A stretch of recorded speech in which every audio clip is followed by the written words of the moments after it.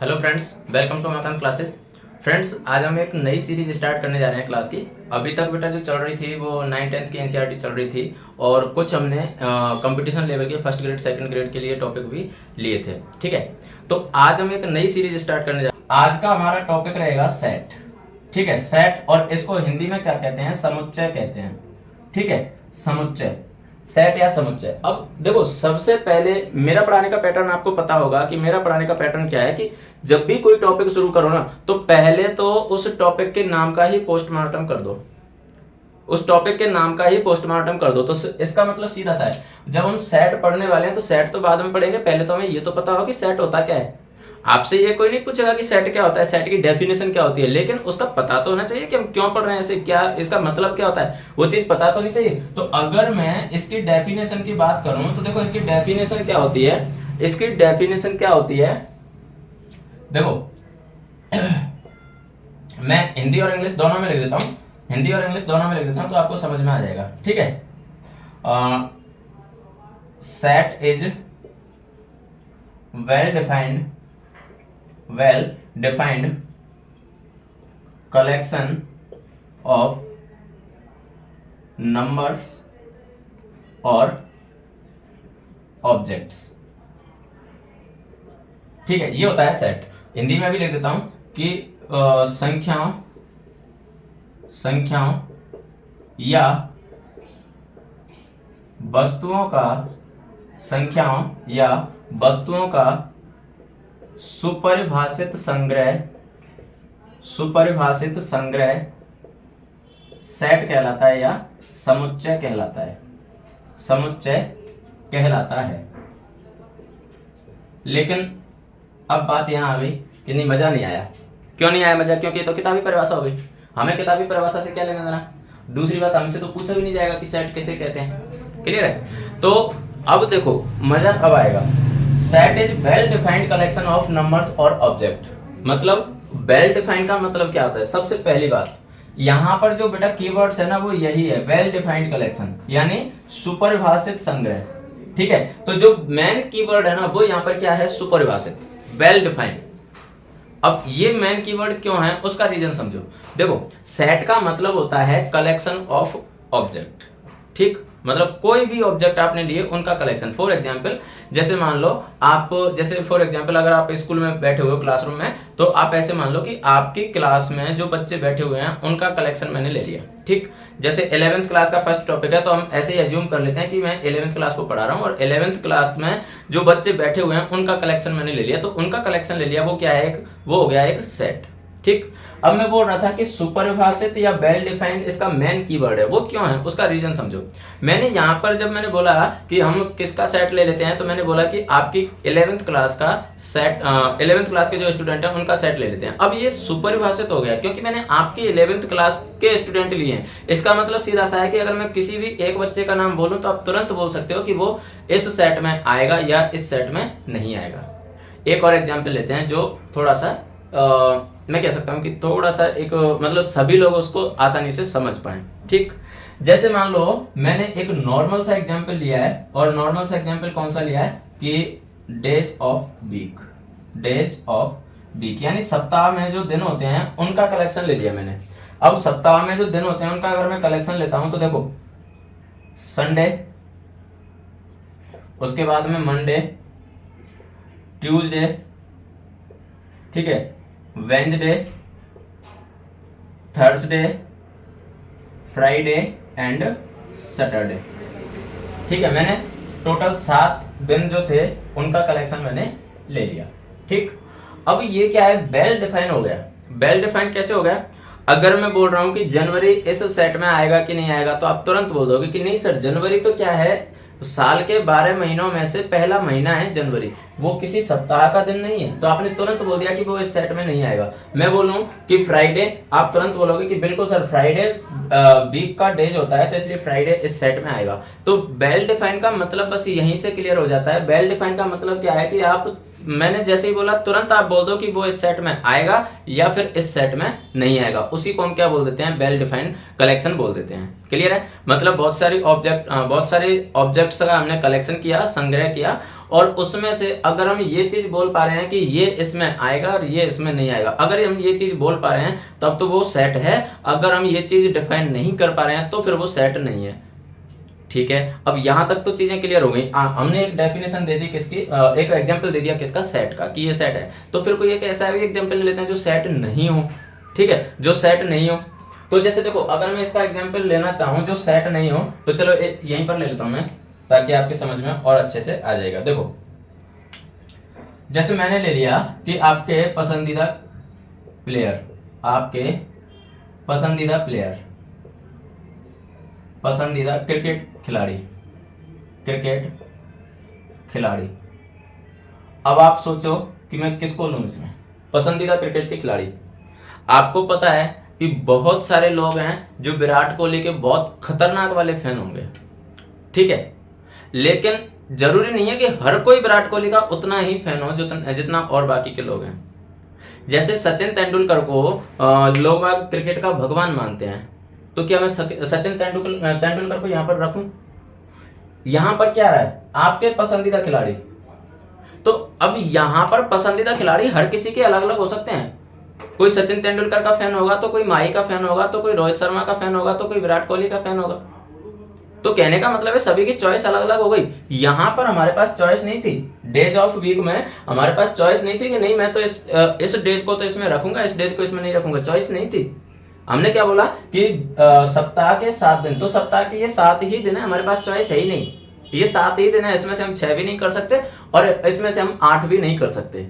Clear है? तो कहने का मतलब यहां तो वेल डिफाइन हो गया कि सप्ताह के 7 दिन तो फिक्स है कि यही होंगे।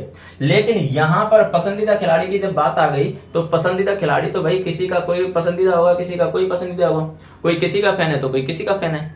क्लियर है? तो इसका मतलब ये वेल डिफाइन नहीं हुआ, ये वेल डिफाइन नहीं हुआ। अगर मैं इसमें कोई क्राइटेरिया लगा दूं तो शायद फिर ये सेट बन जाए। क्राइटेरिया कैसे? जैसे मान लो इसी को अगर मैं ऐसे लिख दूं कि भारतीय क्रिकेट खिलाड़ी, अब भारतीय क्रिकेट खिलाड़ी जब हम लिखेंगे तो अब ये वेल डिफाइन हो गया। क्यों हो गया वेल डिफाइन? क्योंकि देखो अगर मैं बोलता हूं विराट कोहली, इसमें आएगा क्या? बिल्कुल आएगा, क्योंकि विराट कोहली कहां का है? इंडिया का है, तो इसमें आएगा। मैं बोलूं सचिन तेंदुलकर, इसमें आएगा क्या? बिल्कुल आएगा, क्योंकि इंडिया का है। मैं बोलूं क्रिस गेल, इसमें आएगा क्या? नहीं आएगा, क्योंकि क्रिस गेल तो इसमें है ही नहीं भाई, इंडिया का थोड़ी ना क्रिस गेल, तो नहीं आएगा। तो कहने का मतलब है जब मैंने लिखा ना भारतीय खिलाड़ी, तो भारतीय खिलाड़ी में आपने डिफरेंशिएट कर दिया, एक बाउंडेशन लगा दी कि भाई वो भारत का होना चाहिए। तो भारत का होना चाहिए मतलब यहाँ पर क्या हो गया, एक परिभाषा हो गई कि वो भारत का होना चाहिए। जैसे ही परिभाषा हुई मतलब क्या आ गया, सुपरिभाषित हो गया। क्लियर है? और एग्जाम्पल लेते हैं, चलो और एग्जाम्पल लेते हैं। जैसे मान लो मैं कहूं कि विश्व के सबसे खतरनाक जानवरों का संग्रह। ठीक है, जैसे मान लो मैंने कहा कि विश्व के सबसे खतरनाक जानवरों का संग्रह, सबसे खतरनाक जानवरों का संग्रह, क्या ये सेट होगा? अब देखो मैंने क्या बोला, सबसे खतरनाक जानवरों का संग्रह, तो सबसे खतरनाक जानवर की तो कोई परिभाषा ही नहीं है भाई। सभी कोई, मैं अगर बात करूं लॉयन अपने आप में बहुत डेंजर होता है भाई लॉयन, लेकिन मैंने बोल दिया कोबरा, कोबरा क्या कम होता है? नहीं, समझ में आया? कोबरा भी कम नहीं होता है, वो भी डेंजर होता है। लेकिन मैं बोल दूं हाथी, तो भाई अपने पर आ जाए, जंगली हाथी आपने देखा होगा कि अपने पर आ जाए तो अच्छों की बैंड बजाते हैं हाथी।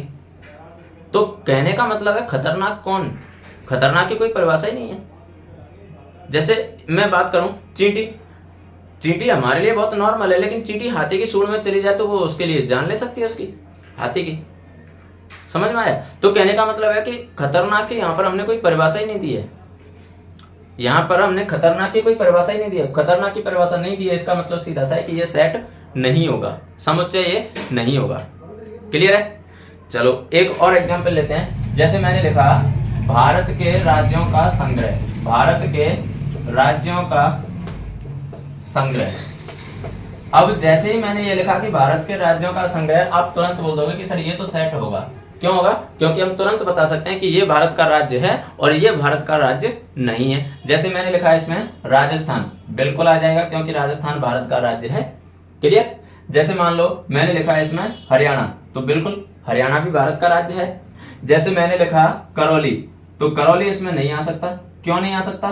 क्योंकि करौली भारत का राज्य नहीं है। करौली क्या है? भारत के राज्य राजस्थान का एक जिला है करौली। क्लियर है? जैसे मैंने लिखा दिल्ली, तो दिल्ली इसमें नहीं आ सकता। क्यों नहीं आ सकता दिल्ली? क्योंकि दिल्ली राज्य नहीं है। दिल्ली क्या है? यूटी है, यूनियन टेरिटरी है, मतलब केंद्र शासित प्रदेश है ना। तो कहने का मतलब आप ये डिफाइन कर पा रहे हो कि कौन तो इसमें आएगा और कौन इसमें नहीं आएगा। क्लियर है? कौन इसमें आएगा कौन इसमें नहीं आएगा ये डिफाइन कर पा रहे हो। इसका मतलब है कि ये क्या हो गया? सेट हो गया। तो जहां तक मैं समझ पा रहा हूं, जितने मैंने एग्जांपल दिए हैं उनसे अब आपकी समझ में थोड़ा सा आने लगा होगा कि संग्रह हम किसे, सॉरी समुच्चय हम किसे कहते हैं, सेट हम किसे कहते हैं। क्लियर है? तो सेट का मतलब होगा, अब मैं वापस डेफिनेशन पर आता हूं कि well defined collection of object is called set, या वस्तुओं या आंकड़ों का सुपरिभाषित संग्रह क्या कहलाता है? समुच्चय कहलाता है। ठीक, तो सुपरिभाषित का मतलब समझ में आया? ठीक है, तो ये तो बात हो गई किसकी? सेट की डेफिनेशन की। सेट कहते किसे उसे पहचानने की बात हो गई।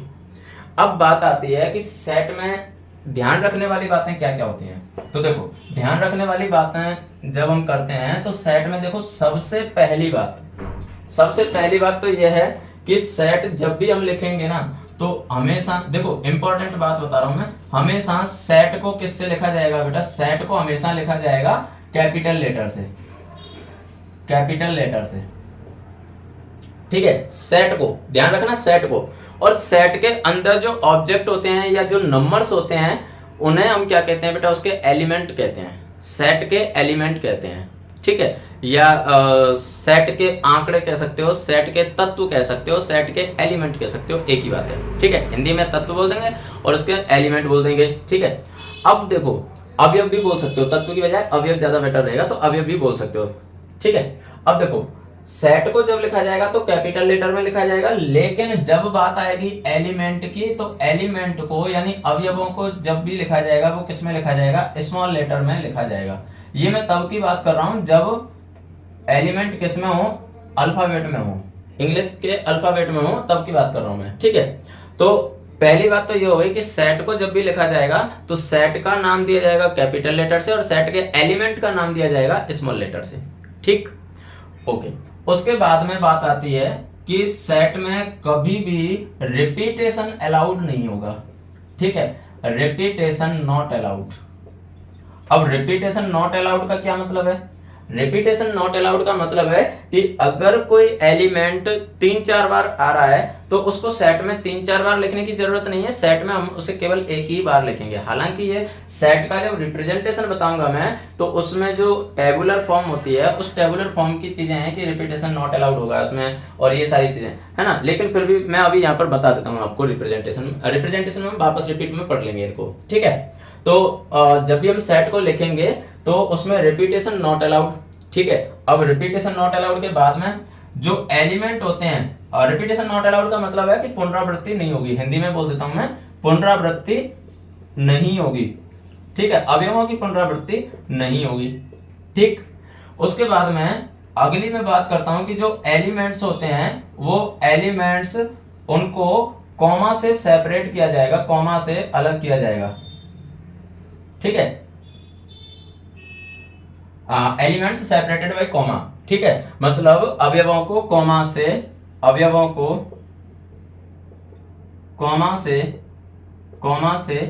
पृथक किया जाएगा, कॉमा से पृथक किया जाएगा, एलिमेंट्स को कॉमा से सेपरेट किया जाएगा। अब इसका क्या मतलब है? जैसे मान लो मैंने एक सेट लिखा, a इक्वल्स टू AEIOU। ये क्या है? AEIOU क्या है? इंग्लिश के वोवेल्स हैं, इंग्लिश के स्वर हैं। ठीक है, तो इंग्लिश के स्वर को जब मैंने लिखा तो देखो यहाँ पर तो ये स्मॉल लेटर में आ गए और इसका नाम हमने दे दिया कैपिटल लेटर में, और ये सारे के सारे एलिमेंट को हमने कॉमा से क्या कर दिया? सेपरेट कर दिया। ठीक, चौथी बात क्या आ जाएगी इसमें? चौथी बात आ जाती है कि elements enclosed bye curly bracket. Curly bracket इसको हिंदी में बोल सकते हैं कि एलिमेंट्स जो होते हैं यानी अवयव जो होंगे उनको मझले कोष्ठक में बंद किया जाएगा। अवयवों को मझले कोष्ठक में बंद किया जाएगा। ध्यान रखना, ना तो स्मॉल ब्रैकेट चलेगा ना स्क्वायर ब्रैकेट चलेगा, हमेशा क्यों कौन सा चलेगा, मझला कोष्ठक यानी कर्ली ब्रैकेट चलेगा। ठीक है, तो ये कुछ ध्यान रखने वाली बातें थी सेट के लिए। अब हम बात करते हैं कि अगर मान लो कोई एलिमेंट सेट में है तो उसे कैसे लिखेंगे। अब देखो, जैसे मैं बात करता हूं किसकी, इसी सेट की बात कर लेता हूं जो मैंने लिखा है A इक्वल्स टू AEIOU। तो अगर मैं बोलूं कि क्या E इस सेट का एलिमेंट है, तो बिल्कुल है, E है इसमें। तो इसको रिप्रेजेंट कैसे करते हैं, इसको रिप्रेजेंट करेंगे E बिलोंग्स टू A। इसको बोलते हैं बिलोंग्स टू। मैं हिंदी मीडियम वालों को भी यही बोलूंगा कि इसको आप ऐसे ही ध्यान रखो, E बिलोंग्स टू। ये जो सिंबल है इसको एप्सिलॉन बोलते हैं, ठीक है, ग्रीक लेटर है और इसका मतलब होता है बिलोंग्स टू। आप जनरल देखो, इसमें हिंदी और इंग्लिश कुछ नहीं होगा। जैसे जनरली मैं बोलूं आई बिलोंग्स टू करौली, क्लियर, तो मतलब मैं करौली से बिलोंग करता हूं, मैं करौली का रहने वाला हूं, यही इसका मतलब होगा। ओके, तो यहां पर भी क्या होगा, मतलब E belongs to A। E A में है, आप हिंदी में ऐसे बोल सकते हो E A में है, या फिर E A का अवयव है, ठीक है, और इंग्लिश में E बिलोंग्स टू A। ठीक, अगर मैं बोलना चाहूं कि T, तो T इसमें है क्या, नहीं है, तो T does not belongs to capital A। जैसे हम देखते हैं ना, जैसे इक्वल का साइन तो ये है, फिर ये नॉट इक्वल हो गया, तो सिमिलरली नॉट बिलोंग्स टू, ठीक है, तो T does not belongs to A। Clear है, T A का अवयव नहीं है। ओके, तो जो अवयव इसमें है उनके लिए बिलोंग्स टू आ जाएगा और जो नहीं है उनके लिए डज नॉट बिलोंग्स टू आ जाएगा। Clear, okay. अब हम बात करने वाले हैं कि सेट को रिप्रेजेंट कैसे कर सकते हैं, सेट का रिप्रेजेंटेशन कैसे कैसे होता है वो चीज देखो। देखो सेट का रिप्रेजेंटेशन कैसे होता है, देखो सबसे पहले मैं अपनी जो हेडिंग रहेगी वो रहेगी representation of set. Representation of set यानी समुच्चय का निरूपण। अब देखो समुच्चय का निरूपण हम कैसे करते हैं, समझो। समुच्चय का जब निरूपण की बात आती है तो यहां पर एक चीज ध्यान रखना कि इसके निरूपण के दो मेथड होते हैं। कौन कौन से दो मेथड हैं, एक तो होती है टेबुलर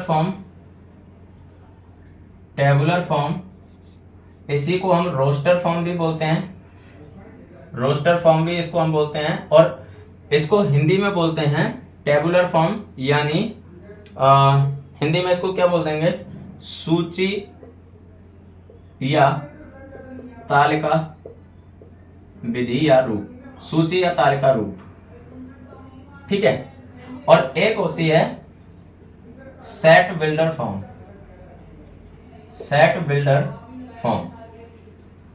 और इसको हिंदी में बोल देते हैं समुच्चय निर्माण विधि। अब देखो दोनों में क्या फर्क है वो चीज समझो। टेबुलर फॉर्म या रोस्टर फॉर्म क्या होती है, देखो नाम से स्पष्ट है, टेबुलर किससे बना है, टेबल से, या फिर आप यहां से वो देख सकते हो तालिका, ठीक है, तालिका मतलब सारणी या टेबल, इनका सभी का एक ही मतलब है। मतलब इसमें क्या होगा कि एलिमेंट्स को डायरेक्ट एक टेबल की फॉर्म में लिख दिया जाएगा। टेबल का मतलब ऐसे आपको ऐसे अलग अलग कॉलम और रो बनाने की जरूरत नहीं है, एक कर्ली ब्रैकेट में उसको एलिमेंट्स को लिख दिया जाएगा, वो होती है उसकी टेबुलर फॉर्म, ठीक है। अब देखो मैं एक ही सेट लेता हूं जो मैंने जस्ट अभी लिया था, A इक्वल्स टू AEIOU, मैं इसी सेट की बात करता हूं, ठीक है।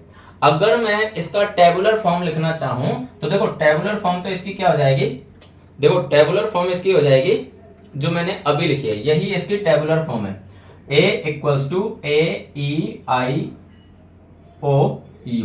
ये तो हो गई इसकी कौन सी फॉर्म, टेबुलर फॉर्म। अगर इसी की मैं सेट बिल्डर फॉर्म की बात करूं तो सेट बिल्डर फॉर्म का मतलब होता है बेटा यहां पर एलिमेंट्स में कॉमन चीज क्या है, कॉमन चीज मतलब वो एक दूसरे से कैसे कनेक्टेड हैं, वो चीज देखी जाती है सेट बिल्डर फॉर्म में। तो सेट बिल्डर फॉर्म मतलब वो सेट एक्चुअली में बना कैसे, उनके बीच में जो चीज कॉमन है, मैंने बोला ना कि वस्तुओं का सुपरिभाषित संग्रह। तो जो सुपरिभाषित शब्द है वो हमने किस से लिया, वही इसकी उसी फॉर्म को यहाँ पर हमें लिखना होता है, और उसी से कौन सा फॉर्म बनता है, सेट बिल्डर फॉर्म, यानी समुच्चय निर्माण विधि कहलाती है। ठीक है, अब देखो समुच्चय निर्माण विधि कैसी, जैसे देखो AEIOU, इनमें कॉमन चीज क्या है, मैंने जब ये सेट बनाया था तो मैंने बताया था कॉमन चीज क्या है इसमें, कि ये इंग्लिश वर्ण इंग्लिश अल्फाबेट के क्या है, वोवेल्स हैं, अंग्रेजी वर्णमाला के क्या हैं, स्वर हैं, ये इन सभी में कॉमन है। तो सेट बिल्डर फॉर्म की जब बात आएगी तो सेट बिल्डर फॉर्म इनके लिए हो जाएगा, देखो A equals to X such that X is vowels of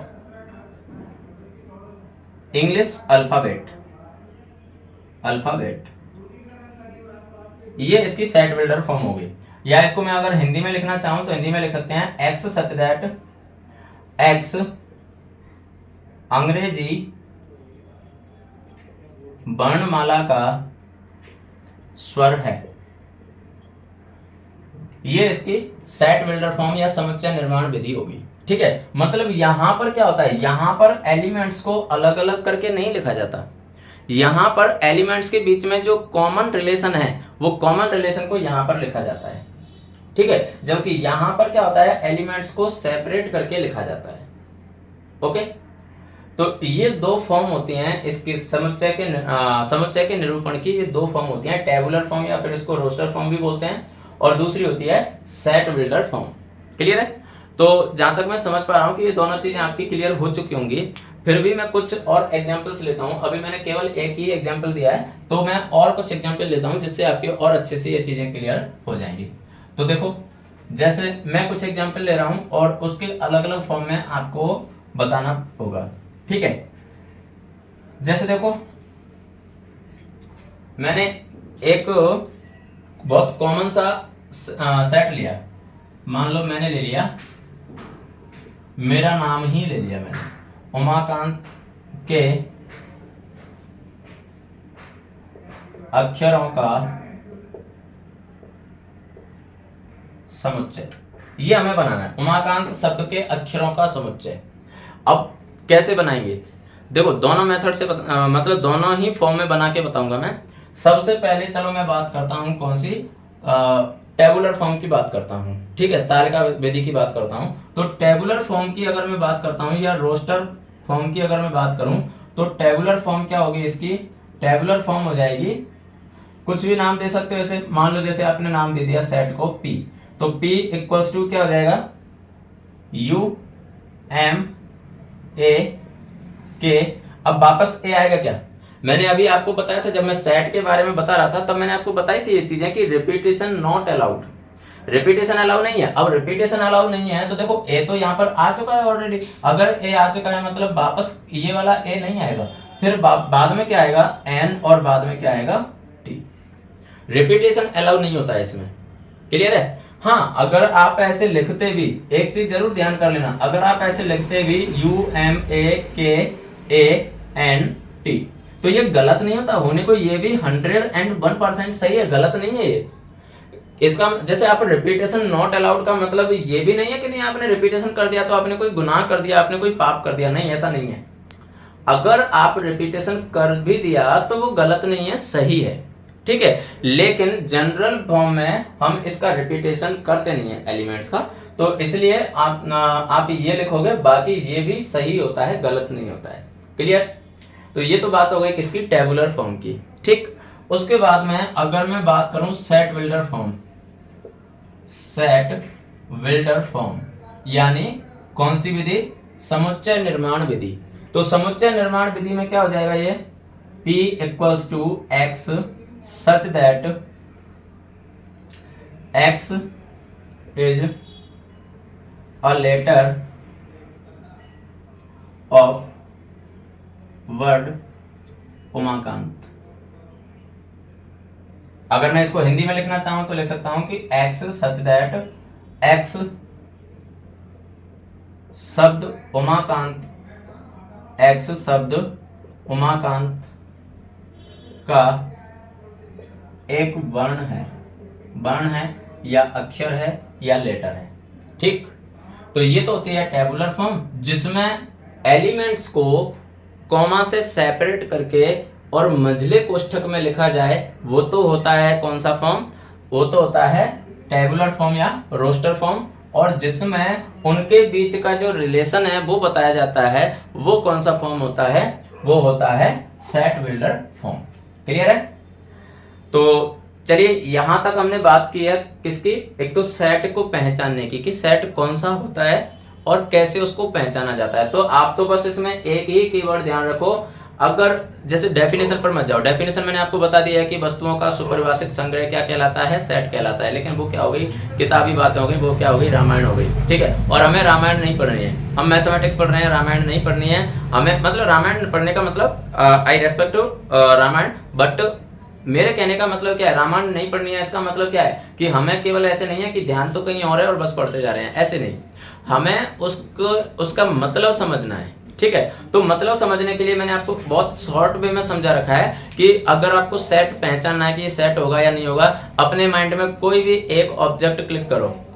ठीक है, कोई भी एक ऑब्जेक्ट, और अब खुद से वो क्वेश्चन करो कि ये इसमें आ रहा है या नहीं आ रहा है।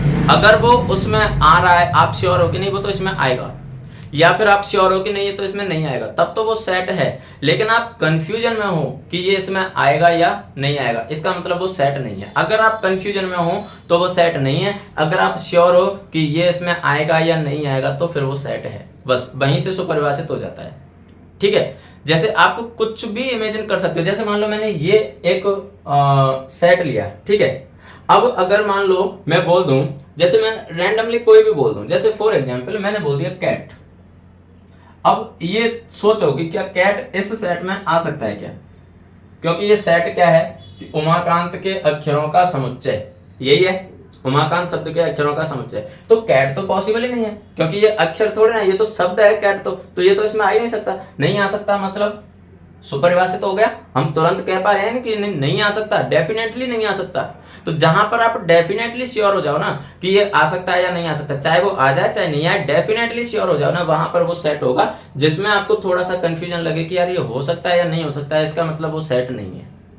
जैसे और एक एग्जाम्पल लेता हूं मैंने लिखा कि भारत के 10 महान लेखकों का संग्रह, भारत के 10 महान लेखकों का संग्रह। अब महान लेखक कौन है भाई, सभी के लिए अलग अलग हो सकते हैं। जैसे मैं पर्सनली मेरी बात करूं तो मुझे मुंशी प्रेमचंद जी बहुत पसंद है, तो मैं तो उनको महान मानूंगा। किसी और को हरिशंकर परसाई पसंद होंगे, किसी और को हरिवंश राय बच्चन पसंद होंगे, किसी और को ये चेतन भगत पसंद होगा, है ना। कहने का मतलब सभी की चॉइस अलग अलग हो सकती है।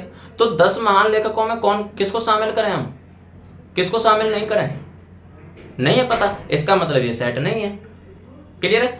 मैंने कह दिया कि वर्ष के 12 महीनों का संग्रह, तो हमें सोचने की जरूरत ही नहीं है, क्योंकि हमारे पास 12 ही महीने हैं, उसके अलावा सोचने की जरूरत है नहीं। जनवरी, फरवरी, मार्च, अप्रैल, मई, जून, जुलाई, अगस्त, सितंबर, अक्टूबर, नवंबर, दिसंबर, बस। इसके अलावा कोई एलिमेंट आ ही नहीं सकता।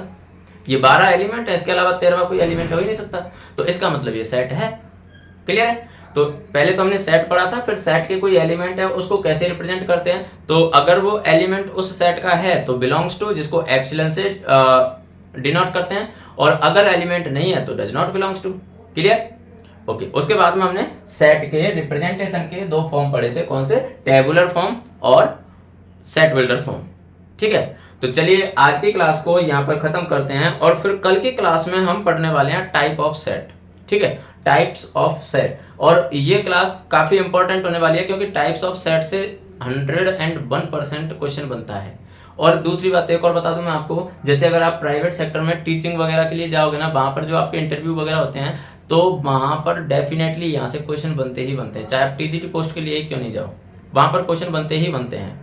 तो इसलिए कल की क्लास लेना ना भूलें। और कल हम पढ़ने वाले हैं types of set. No doubt हम एनसीईआरटी के अकॉर्डिंग तो टाइप्स ऑफ सेट लेने वाले हैं ही, लेकिन उसके अलावा और भी कुछ अलग टाइप के सेट जो एनसीईआरटी में नहीं दे रखे हैं वो भी हमने लेने वाले हैं। तो कल की क्लास ज्वाइन करना ना भूलें। और मैं तो कहूँगा कि इस चैप्टर के एकदम अंत तक और इस सीरीज को कंटिन्यू रखो, आपके लाइफ में बहुत काम आने वाली है। जॉब के लिए तो है, लेकिन लाइफ में भी बहुत काम आने वाली है।